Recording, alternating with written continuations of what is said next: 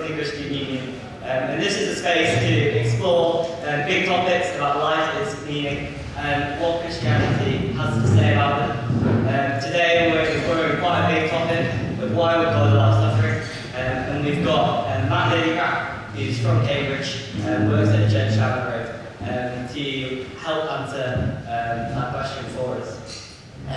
Matt went to uni in Newcastle to train as a doctor, practiced there, and as I say, it's now in Cambridge. Throughout the talk, do be texting your questions in, as in previous weeks, and we'll respond to them at the end. And there'll also be a time to chat about them in between the talk and questions, and also at the end as well. That's all I have to say, so I'll hand it over to Matt now. Great.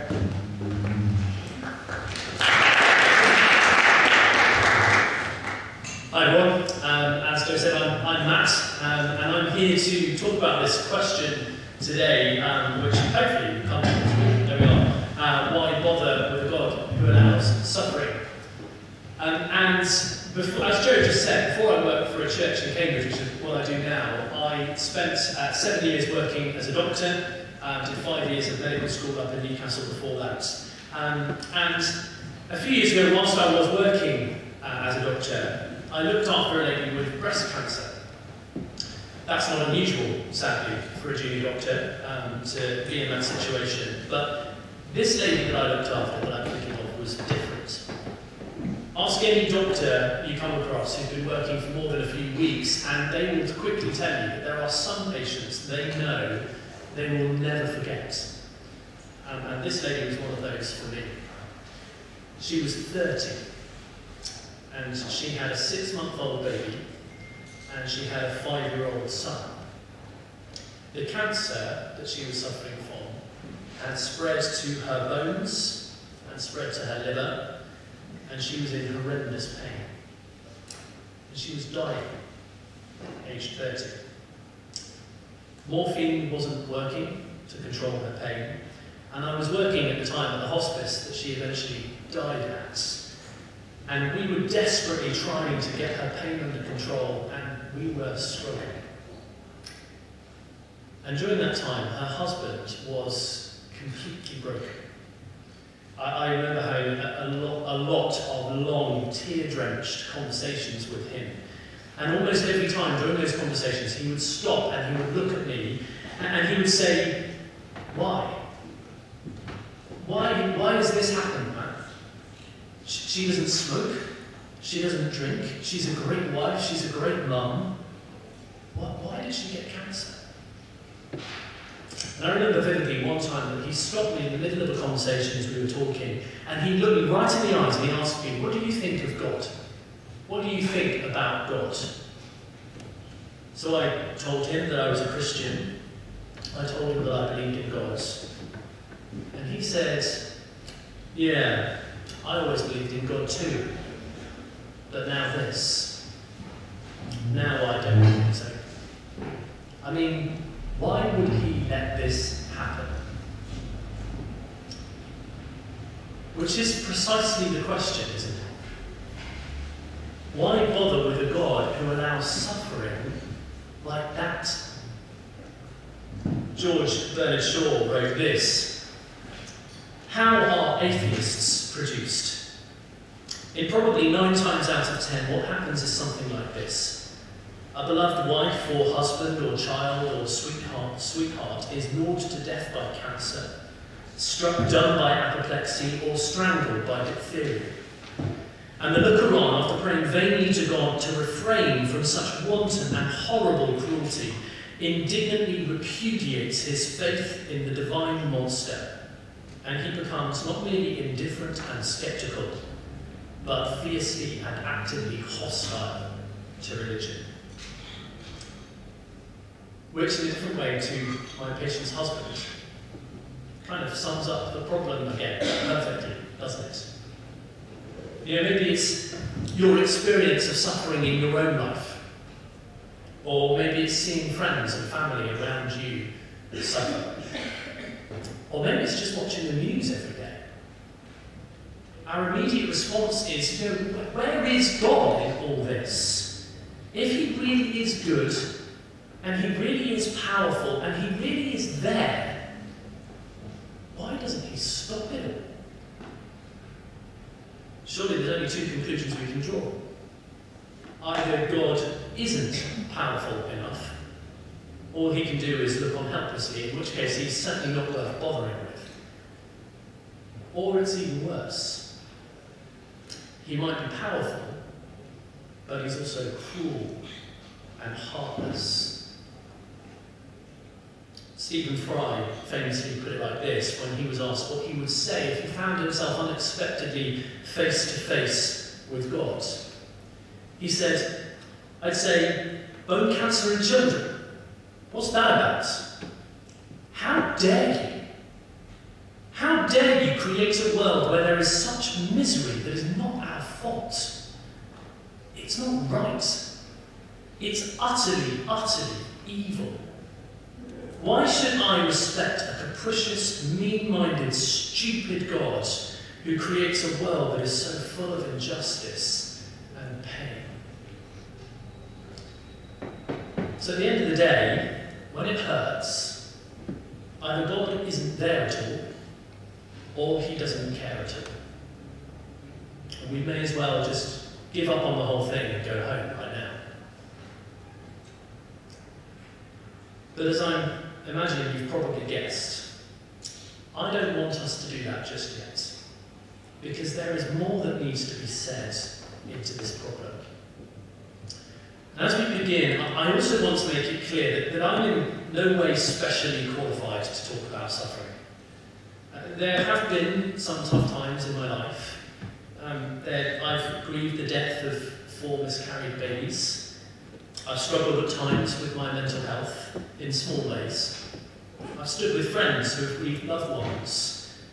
And I worked for 7 years as a doctor, often caring for dying patients and their families. But I haven't yet experienced suffering the way that my patient and her family did, that I described earlier. But I know that in a group like this, there probably are some people really going through the ringer even now. And I don't want you to hear me pretending that there are any easy answers to the problem of suffering. But I do want to suggest that that is true for answers that deny God even more than the answers that include him. So please bear with me for the next few minutes as I ask a couple of questions. As I've said, this problem of suffering often leads us to conclude that God either doesn't care or he isn't there, and certainly that he's not worth bothering with. But here's my first question. Does saying that God doesn't exist really solve the problem? Now, some of you might be thinking, that's a stupid question. Of course it solves the problem. No God, no problem. Suffering happens and that's it, right? We just get on with it. But let me ask you another question then. What is it about suffering that makes it bad? Now that might sound even more stupid. Please don't misunderstand me. I'm not suggesting for a minute that suffering isn't bad. But I'm asking why. Why is it bad? What makes suffering a bad thing? Maybe you'd say, well, it's obvious. Suffering is, by definition, the loss or absence of some good in someone's life. Of course it's bad. Or then again, you might say, well, it's the injustice of it all. You see people in Indonesia currently having to put their lives back together. Or people suffering unimaginably in Yemen and under the circumstances of war and famine. And we're relatively comfortable in Cambridge. You meet people like my patient and her family really going through the ringer when others just seem to sail through life. Or even more when you experience suffering in your own life. That cry rises up within you. This is not fair. This is not the way things should be. But I want to ask, if you discount God, where do those ideas come from? Where does that idea of goodness come from? fairness, the justice, the way things should be come from? C.S. Lewis, who wrote the Narnia Chronicles, started out as an atheist, largely because of the problem of suffering. He concluded that God could not possibly be there if there's so much wickedness in the world. But as his thoughts changed, he said this: "My argument against God was that the universe seemed so cruel and unjust. But how had I got this idea of just and unjust? A man does not call a line crooked unless he has some idea of a straight line. What was I comparing this universe with when I called it unjust?"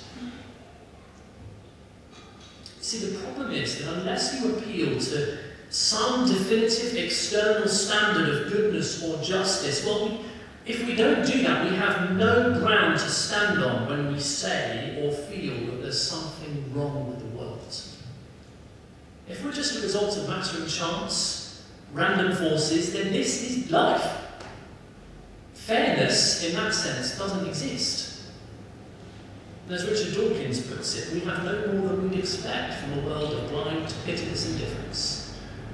Some people hurt, others just get lucky. So if we try to use suffering to argue that there is no God, well, actually it doesn't solve the problem. If this is the way the world is, why does it feel so rubbish? Why do we feel it should be any different? And in fact, we could go further and say if we use suffering to argue that there's no God, then the experiences of those in places like Indonesia or Yemen, or people like my patient and their family, or the experience of suffering in your own life, has no real significance when all's said and done. If life's all there is and life's a bit rubbish, what right do you have to complain? Some people hurt, others get lucky. And it's for those reasons that C.S. Lewis, among many others, would say that far from being a strong argument against the existence of God, suffering, and especially our instinctive reaction against it, is evidence for the existence of God. The very fact we describe this whole issue as the problem of suffering, it demonstrates that deep down we know we are dealing with a reality that is not right somehow. And that there must be a standard of right somewhere to measure that by. But then someone might say, well, now you've got even more of a problem, haven't you? If you don't say that God isn't there, then all you've got left is that he doesn't care. He's either impotent, just powerless to do anything, or he is cruel and heartless, that capricious, mean-minded, stupid God. So that prompts my second question. Is it possible that God might have good reasons for allowing suffering that might even outweigh how bad it is? And I'm aware now at this point that some of you might be thinking, well, if his first question was silly, well, now he's just being downright insensitive. But please, come with me a little bit more. When I worked as a doctor, one of the jobs that I did often was looking after people with diabetes. And diabetes is not kind of your average disease, it's horrible. One of the things over time that it does is it affects the nerves in your feet, so that you end up losing all sensation. So I looked after loads of people with really horrible infections because they simply didn't notice they were walking around with a stone in their shoe. A lot of them ended up with amputations. Sometimes both feet. If you ask one of those people if there's a good reason for pain, they will give you a very simple answer. And the Bible consistently asserts not just that God is good, but that he is goodness itself. And that there must be, therefore, a good reason for him to allow suffering to continue.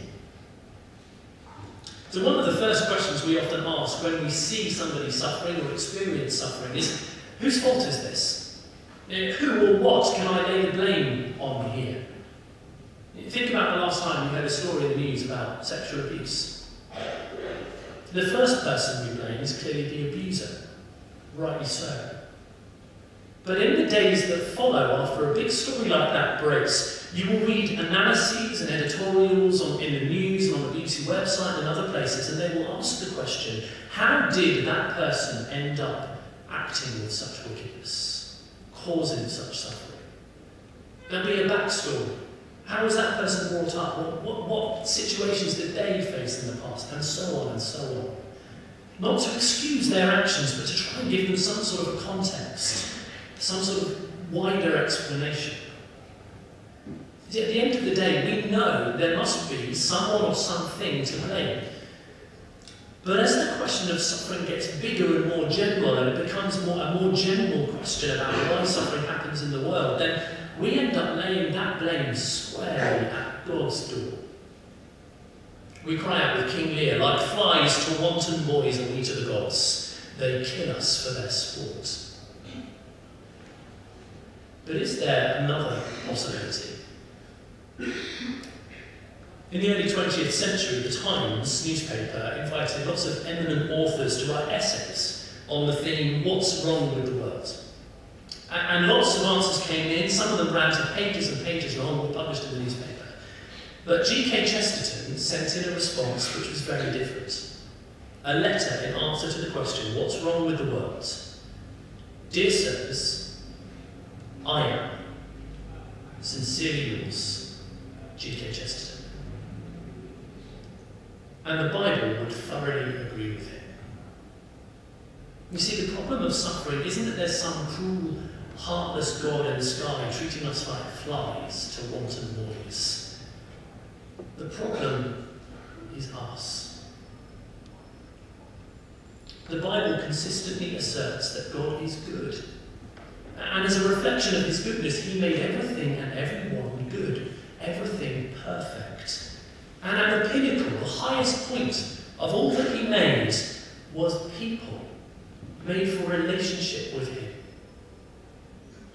But the thing is, a relationship between a creator and their creature isn't entirely symmetrical. Rather, it's a kingdom. God as king, the giver of every good thing, and humanity as his people receiving every good thing from him.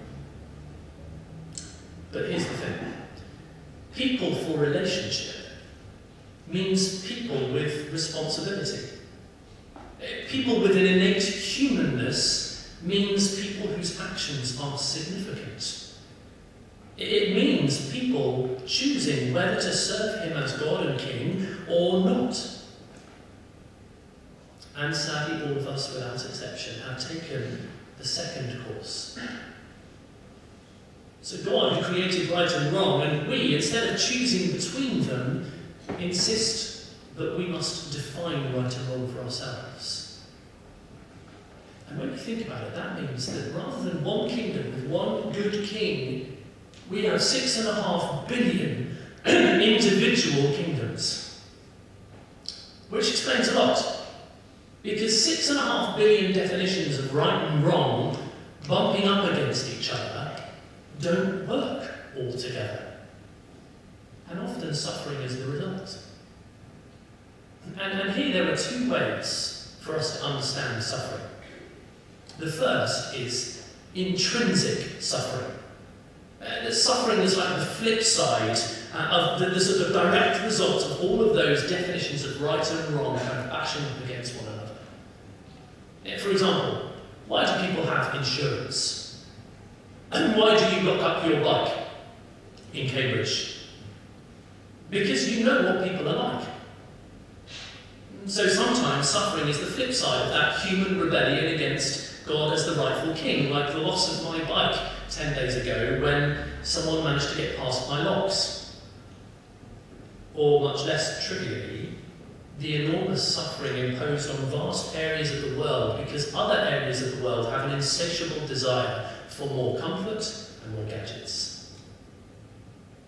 You see, it might not be suffering I bring on myself as intrinsic suffering, although sometimes it can be. But often my actions intrinsically lead to pain somewhere. But then again, a lot of the time, suffering isn't directly linked to people's actions in that kind of a way. There isn't, in the end, anyone we can blame.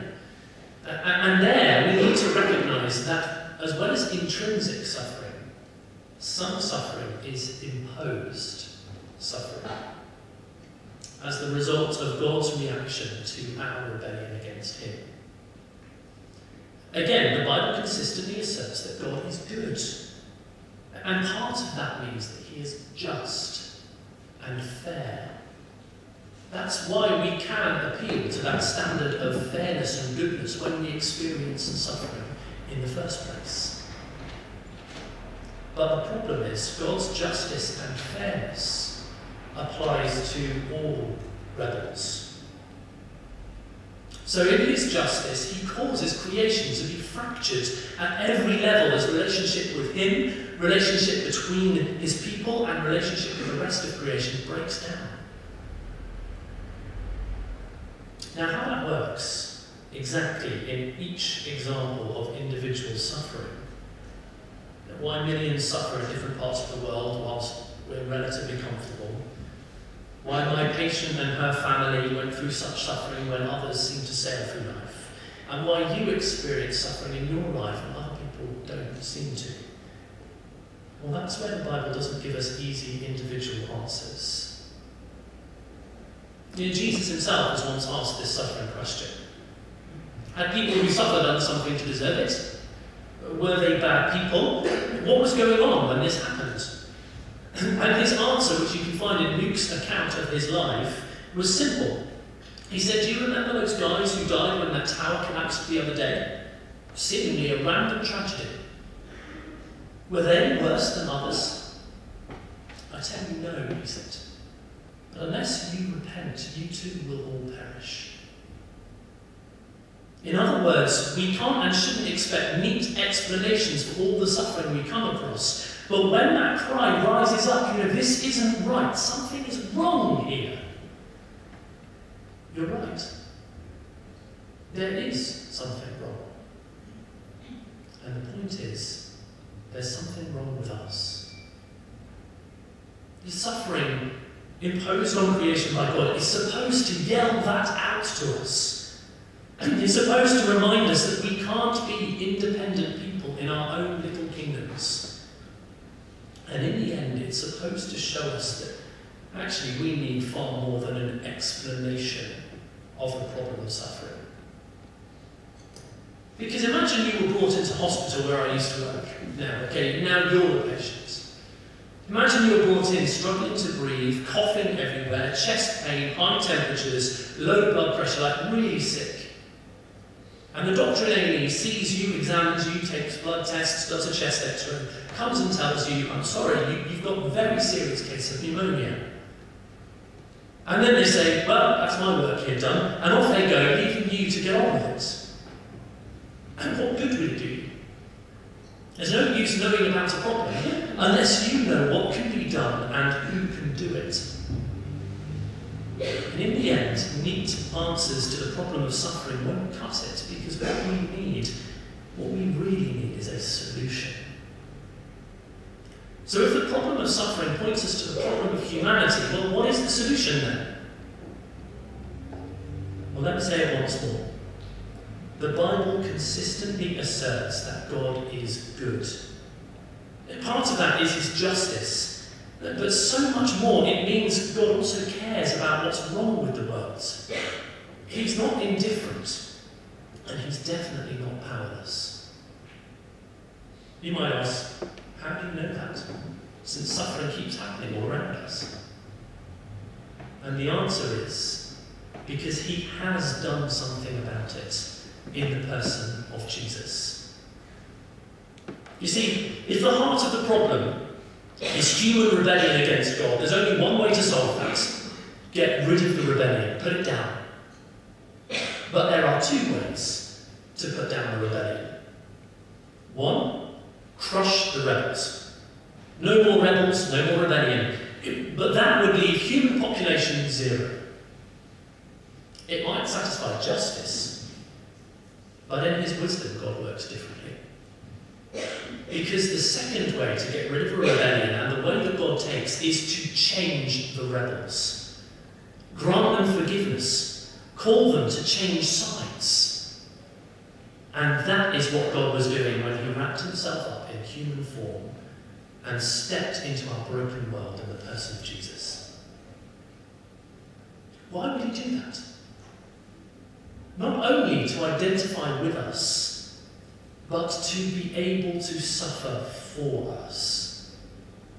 In Jesus, on our behalf, God took on himself, in the man the Lord Jesus, the imposed suffering that God's justice demands.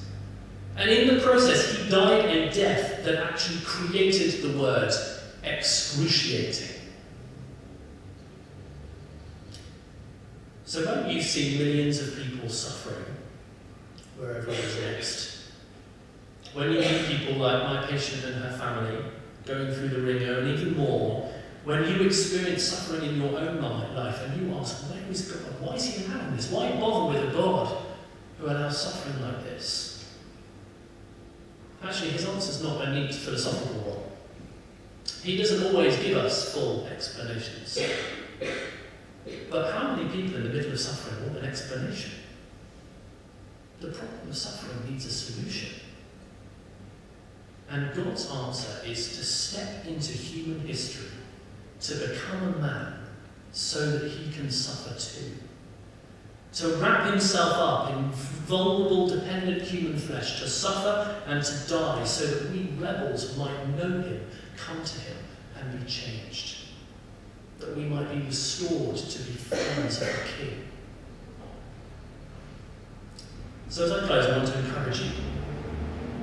It might be that you've never really thought about Jesus more than what you learned in RE at school. Or it may be that you've kind of vaguely heard about Jesus at Christmas now or then, and not really given him much more thought.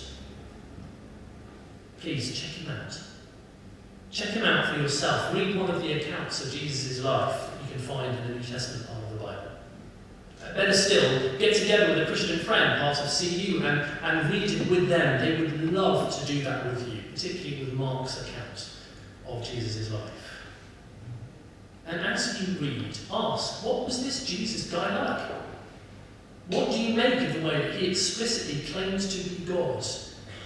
And most of all, examine this claim that he suffered, that he died, and that he rose again to set up the end of all human suffering to come. And talk to a Christian friend about him. Or come and ask me more afterwards, talk to me more afterwards. Why do we believe that Jesus is God? Why do we think these things are true about him? And why do we think that he is the solution to the problem of suffering? We're going to have a chance to ask some questions now. We'll take a few minutes, a chance for you to discuss around your tables, and then to text in questions, and we'll try and tackle those a bit shortly.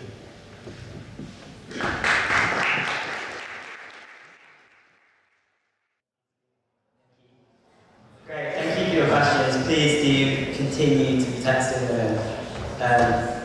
We've got the question here. If God's just, why does he let people who haven't sinned, like 6-month-old babies, suffer? That's a great question. Thank you. I think in the overall understanding of this justice, in that question, we need to recognise that God has acted in a way which has imposed a just punishment on humanity as a whole. And when we're talking about, what about babies who suffer when they haven't had any chance to have done anything good or bad yet? The Bible doesn't give us the clearest of answers on this. And one of the reasons the Bible doesn't give us the clearest of answers on that is because it's not written to 6-month-old babies who are suffering. It's written to people who have the ability to hear what the Bible says. And it says, in a sense, there is a point, if God is the God who the Bible presents him to be, he is good, which means we can trust him with the questions that he doesn't answer for us. But the big question the Bible asks is, what will you do with him when he comes to you? So a lot of the time we can ask those questions, and it's a great way of skirting around the question of what does God say to me where I am? So that would be the biggest thing I'll say. Thank you. Another one, you seem to be attributing God as the source of morality. Are you not just claiming that is morality and calling that God? Great question, thank you. And that deserves a big questions talk of its own, so I can't do justice to the entire question right now. Safe to say, I think the biggest answer I want to give is the one word: revelation. Imagine it this way: imagine you wanted to get to know the Queen. How would you do it? Imagine you decided, I'm just a really big fan of the royal family, and I really want to get to know the Queen. How would you go about doing that? You would give her a ring, say, "Can I meet up?" Stand outside her house with hoping that she might come out one day and you can chat with her. It wouldn't work. What you need is her to come to you, to speak to you and say, give you a ring. "Matt, are you free? Can we have a coffee? I'd love to get to know you better." That would be great. In the same way, trying to get to know God, our Creator, who is infinitely bigger than us, than the Queen is than me, requires Him to come and speak to me. And so the answer to this question is, am I basically coming up with a scheme of morality and saying, calling that God? Well, no, because do we give God the right to be able to communicate Himself to us? Do we allow Him to do that? And if He did, how would He do it? The Christian claim is that He's done it most supremely in the person of the Lord Jesus, and that's why I say check Him out. How can God create how can a perfect God create imperfect humans? And so creating the create something.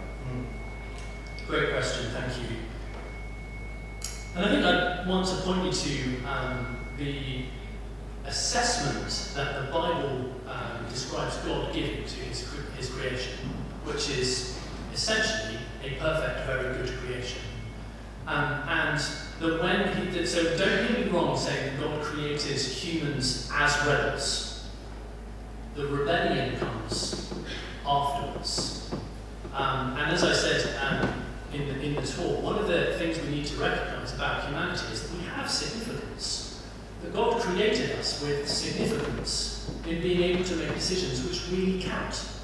And when He did that, one of the big significance He gave us was the decision of whether we would listen to His definition of morality, to go back to the last question, or define it ourselves. And that is what the Bible describes as a perfect human, someone who has that opportunity. And the perfect human is the person who lives out according to the right standards of morality and lives under that kingship of God. But in order for a human to have significance, he's in a relationship which enables the opportunity to rebel. It doesn't make him a rebel. He or she does that themselves. And then this is going to be our final question. So there's a few about God allowing suffering now. Is that morally acceptable? Even if He doesn't impose the suffering, how can He allow it? And then the solution to that, you said, was repenting. How does that actually deal with our suffering right now?